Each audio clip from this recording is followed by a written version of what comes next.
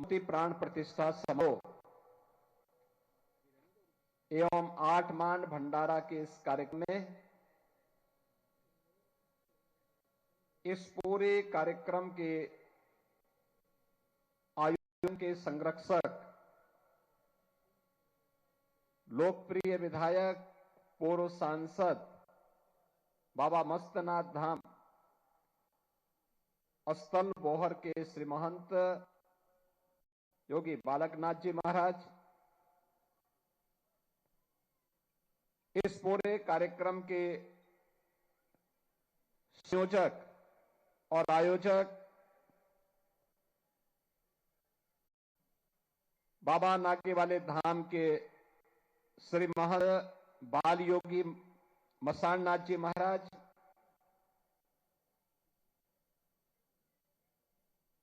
आज के इस समारोह में जिनकी विशिष्ट उपस्थिति है,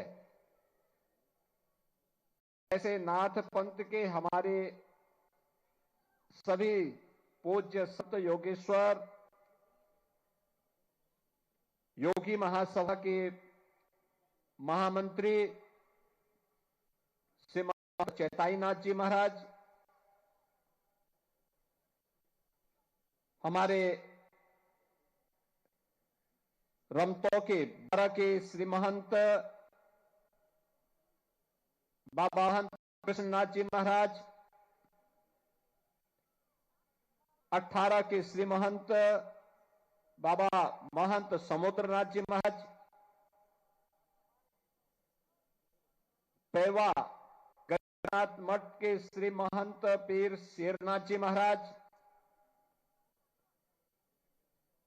कोथकला हिसार के श्री महंत पीर जेताईनाथ जी महाराज,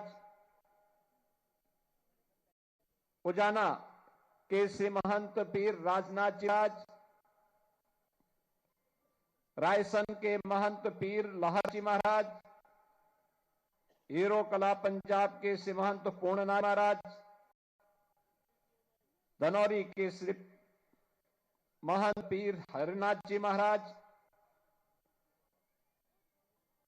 मंगल से श्री पीर महंत शेरनाथ जी महाराज, आज के समारोह में विशेष रूप से जिनकी उपस्थिति हुई है, भारतीय जनता पार्टी के हरियाणा प्रदेश के अध्यक्ष श्री मोहनलाल बड़ोनी जी, हरियाणा सरकार के मंत्री श्री अरविंद शर्मा जी, उत्तर प्रदेश सरकार के जल शक्ति मंत्री श्री स्वतंत्र देव सिंह जी, पूर्व मंत्री और विधान परिषद के सदस्य और मध्य प्रदेश के प्रभारी डॉक्टर महेंद्र सिंह जी, यहां के स्थानीय विधायक श्रीमती कृष्णा गहलावत जी, विधायक निखिल मदान जी, विधायक देवेंद्र कादियान जी, आज के इस मूर्ति प्राण प्रतिष्ठा समारोह में उपस्थित जिला पंचायत अध्यक्ष अशोक भारद्वाज जी, सभी पूज्य योगेश्वरगण, संतजन, भक्तजन और भारी संख्या में सिद्ध योगी बाबा बुद्धनाथ जी महाराज, सिद्ध योगी बाबा कृष्णनाथ जी महाराज, सिद्ध बाबा वीरनाथ जी महाराज, सिद्ध योगी बाबा बृहस्पतिनाथ जी महाराज, सिद्ध बाबा योगी स्वरूपनाथ जी महाराज, सिद्ध बाबा योगन्नानाथ जी महाराज, सिद्ध बाबा सुनहरा नाथ जी महाराज के प्रति श्रद्धा का भाव रखने वाले सभी उपस्थित श्रद्धालु बहनों और भाइयों, मैं सबसे पहले संप्रदाय की ओर से आयोजित इस मूर्ति प्राण प्रतिष्ठा समारोह के इस भव्य आयोजन के लिए इस पीठ के श्री महंत योगी मसाननाथ जी महाराज को हृदय से उनका वेदन करते हुए बधाई देता हूं कि उन्होंने अपनी गुरु परंपरा के लिए जो अगाध स्वभाव के साथ यहां की जनभावनाओं के अनुरूप इस मूर्ति प्राण प्रतिष्ठा समारोह और आठमान के भंडारे के इस भव्य आयोजन को आज यहां आयोजित किया है, ये सचमुच अभिनंदनीय है, सराहनीय है। और इस अवसर पर आप सभी पूरे संतों का, श्रद्धालु जनों का मैं नाथ संप्रदाय की ओर से भी, योगी महासभा की ओर से भी हृदय से स्वागत करता हूं, अभिनंदन करता हूं। भारत की सनातन धर्म की आध्यात्मिक सांस्कृतिक विरासत में नाथ पंथ भारत के प्राचीनतम उपासना विधियों में से एक है, जिसने जीवन के मोह और जीवन को जीने के लिए सदैव एक नई प्रेरणा दी है, समाज को उसके साथ जुड़ने, उसके साथ मिलकर के आगे बढ़ने के लिए प्रेरित किया। और यही कारण है बृहत्तर भारत में आप जहां कहीं भी आएंगे,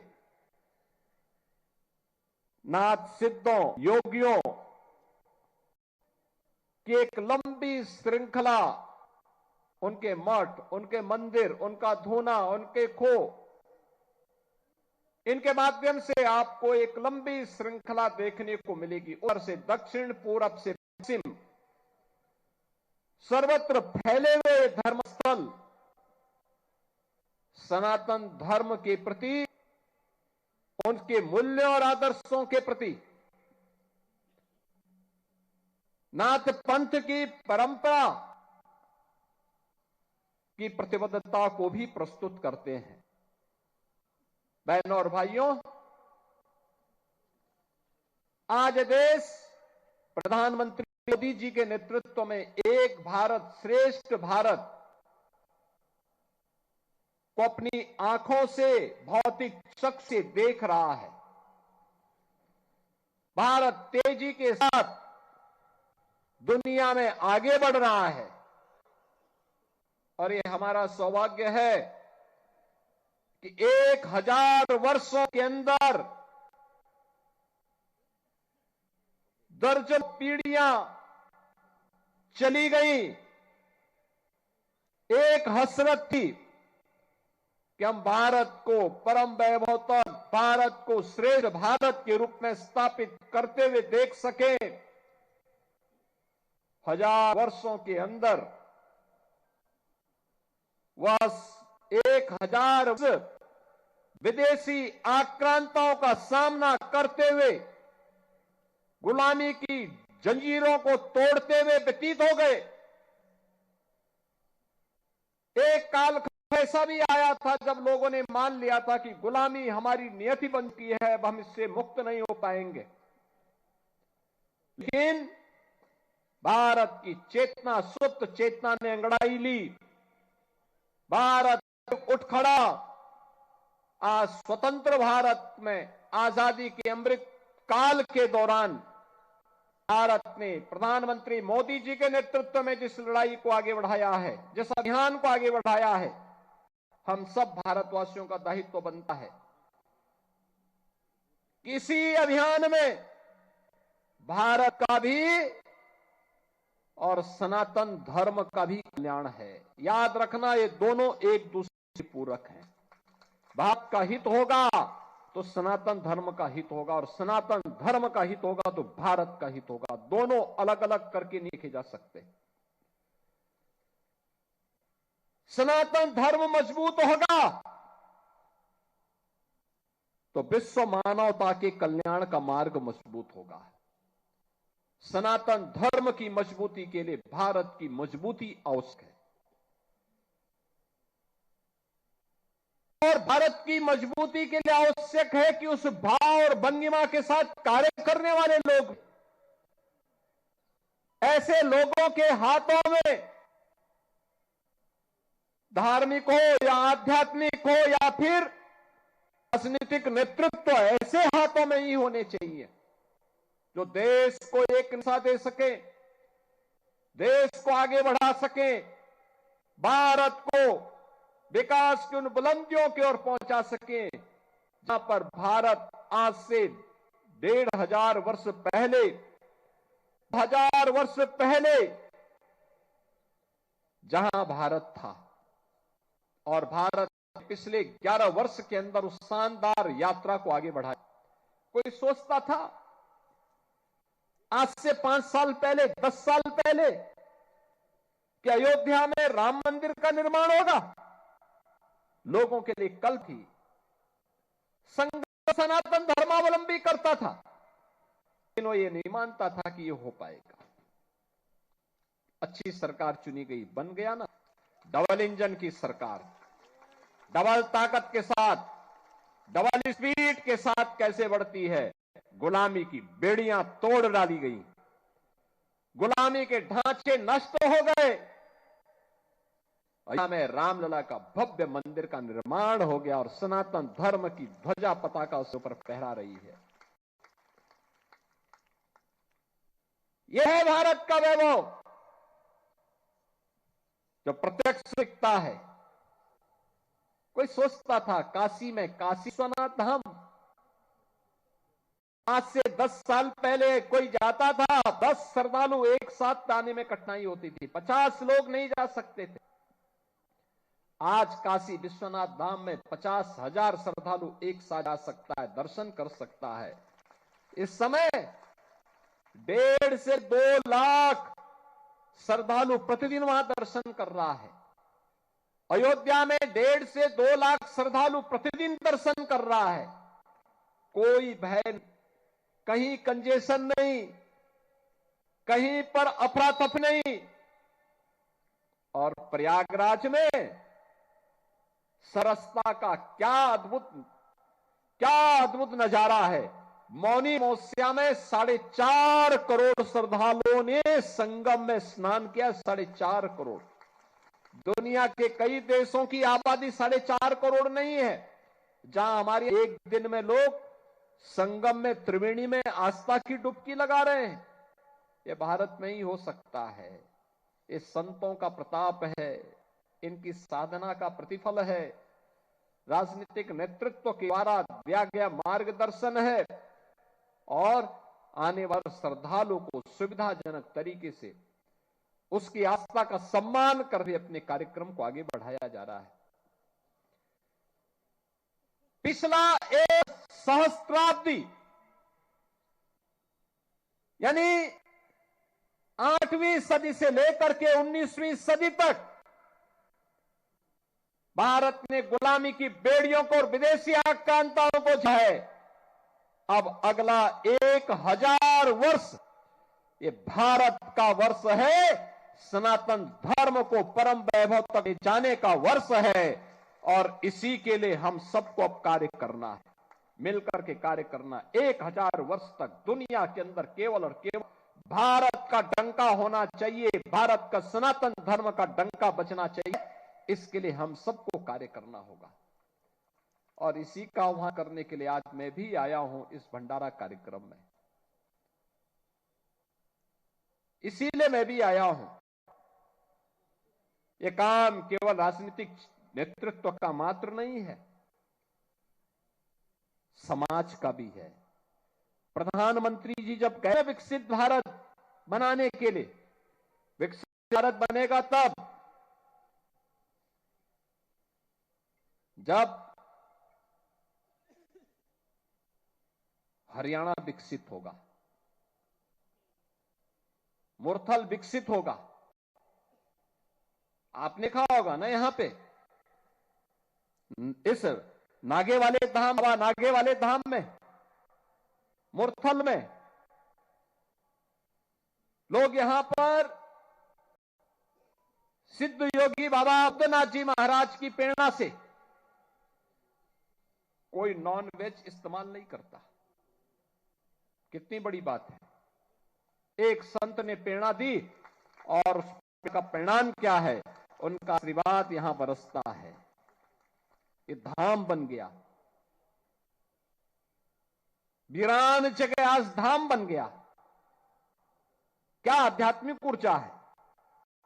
आप सबकी उपस्थिति उस आध्यात्मिक ऊर्जा के तेज को और आगे बढ़ाता है। अगर यह निर्णय मूर्खता ले सकता है तो यह निर्णय नहीं ले सकते कि हम इस क्षेत्र में नशा भी नहीं होने देंगे, युवा पीढ़ी को नशा से बचाएंगे। याद करना, नशा नाश का कारण है, नशा नाश का कारण है। देश का दुश्मन जब देश के खिलाफ कोई षड्यंत्र नहीं कर पा रहा है, कोई षड्यंत्र का मतलब अब उसे मालूम है कि सेना के बल भारत को नहीं दबा सकता, क्योंकि भारत के अंदर एक मजबूत सरकार है मोदी जी के नेतृत्व में। अगर किसी दुश्मन ने दुस्साहस किया तो उसमें मिट्टी में मिलाने की सामर्थ्य आज भारत के अंदर है, भारत के बहादुर जनों के अंदर है। भारत की सेना, भारत के अर्धसैनिक बल जवान, भारत के पुलिस के जवान उस दुश्मन को ऐसा मिट्टी में मिलाते हैं कि कहीं उसको कब्र लगाने के लिए जगह भी नहीं मिल पाती है।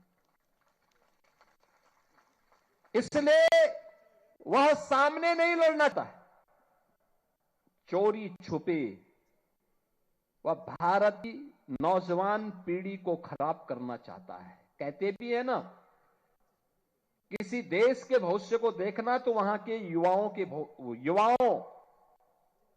को देख लो, उनके विजन को देख लो, उनके हौसलों को देख लो। युवा आशाई है, युवा के मन में देश और समाज के प्रति कुछ और गुजरने की तमन्ना है। उस देश का भविष्य उज्जवल है जहां पे युवा शक्ति हताश हो, निराश हो, नशे की चेट में हो, उसका कोई भविष्य नहीं हो सकता, कोई भविष्य नहीं हो सकता। याद करना, कोई अधिकार नहीं है हम लोगों को अपने युवाओं के भविष्य के साथ खिलवाड़ करने का, किसी को नहीं है, किसी को नहीं होना चाहिए। और इसीलिए मैं आप सबसे कहूंगा, एक अभियान चलना चाहिए नशे के खिलाफ, उन कुरों के खिलाफ जो समाज को अंदर अंदर खोखला बना रहा है, उन कुरीतियों के खिलाफ जो समाज को ताए पर खड़ा करके हताशा और निराशा की गहरी खाई की ओर धकेल रहा है। जीवन हताशा और निराशा का नाम नहीं है, जीवन सार उमंग का नाम है, श्रद्धा और समर्पण नाम है, आगे बढ़ने के लिए एक नई प्रेरणा का नाम है। अपनी विरासत पर गौरव की अनुभूति करते हुए नित्य नवीन नवाचार के साथ नए प्रयोग करते हुए आगे बढ़ने का नाम ही जीवन है। याद करिए, धर्म केवल उपासना नहीं है। उपासना विधि व्यक्ति की स्वयं की उपासना हो सकती है, उसको थोपा नहीं जाता है, लेकिन धर्म का जो व्यापक स्वरूप है वह बृहद है, यतो अभ्यु है, निःश्रेयस, यानी जिसमें दोनों की सामर्थ्य हो। अभ्युदय का मतलब सांसारिक उत्कर्ष। इस जीवन में आदि दैविक, आदि भौतिक और आध्यात्मिक तीनों प्रकार के विकास प्रक्रिया को आगे बढ़, भौतिक विकास को, आत्मिक उन्नयन को, सांस्कृतिक उन्नयन के लिए पहला पक्ष है। और जब हमारा इस क्षेत्र में पारंगत होंगे तो स्वयं ही निःश्रेष्य का यानी मुक्ति का मार्ग प्रशस्त होगा। मुक्ति एक सन्यासी के लिए, एक योगी के लिए समाधि है। एक छात्र अपने जीवन में पारंगत होना, एक क्लास से दूसरी क्लास में पारंगत होना, पास होना, सफलता की नई ऊंचाइयों को प्राप्त करना, ये उसके जीवन का हिस्सा है। यही उसके जीवन का उमंग है। एक क्लास पास हुआ, दूसरी क्लास में गया, उसके पहली क्लास से मुक्ति मिली, अगली क्लास नए जीवन की शुरुआत उसने प्रारंभ की। यानी दो, हमें अभ्युदय के लिए भी कार्य करना है और निःश्रेयस्य के लिए भी कार्य अपने आप होता हुआ दिखाई देगा। और इसी के लिए भगवान श्री कृष्ण ने कहा, यही कुरुक्षेत्र की धरती पर कि कर्मण्येवाधिकारस्ते मां फलेषु कदाचन, यही है उसका भाव। कर्म करिए, अच्छा करेंगे अच्छा फल प्राप्त करेंगे, बुरा कर्म करेंगे तो उसको कोई ताकत उस पाप से वंचित नहीं कर सकती। उस पाप आपको घेरेगा ही घेरेगा। अच्छा करेंगे, आपके पुण्य पर कोई डकैती नहीं डाल पाएगा, कोई नहीं डकैती डाल पाएगा। और इसीलिए अच्छा करने के लिए हमें कार्य करना होगा। अच्छा करने के लिए गलत नहीं करेंगे, सही करेंगे। नशा के खिलाफ अभियान चलाएंगे। जन जागरूकता अभियान के साथ चल रहे धर्मांतरण के वैध और राष्ट्र विरोधी गतिविधि को कंट्रोल करें। डेमोग्राफी बदलने की जो साजिश हो रही है, लव जिहाद के नाम पर हमारी बेटियों के साथ जो खिलवाड़ किया जा रहा है, इसको रोकेंगे, सख्ती से रोकेंगे। जागरूक परिवारों को संस्कारित करेंगे और संस्कारवान परिवार के माध्यम से एक सशक्त राष्ट्र निर्माण की दिशा में जो प्रवर्तमान अभियान है, इस अभियान में हम योगदान देंगे। यह हमारे योगियों को, पूज्य संतों को और समाज के जागरूक नागरिकों को इस दिशा में आगे बढ़ना होगा। उसकी शुरुआत होती है नशा के खिलाफ अभियान से। जो मैंने कहा, नशा नाश का कारण है, पूरी पीढ़ी को खोखला बना देता है, उसकी सोचने समझने की सामर्थ्य को नष्ट कर डालता है, उसे तमाम प्रकार के पाप कर्मों के लिए प्रेरित करता है। हमें इससे बचने की आवश्यकता है। उसके खिलाफ एक अभियान को चलाने की आवश्यकता है। और इस अभियान को अगर हम एक साथ मिलकर के चलाते हैं, सीमा पार से आने वाला जो ड्रग है, जो नशा है, वह देश के दुश्मनों की साजिश का परिणाम है। कोई जाने अनजाने में उसमें लिप्त है, उसके कारोबार में लिप्त है, उसको वार्न करिए, लोकल पुलिस को अवगत कराइए, समाज को और उसके परिवार को अवगत कराइए। इस पाप की भरपाई तुम जीवन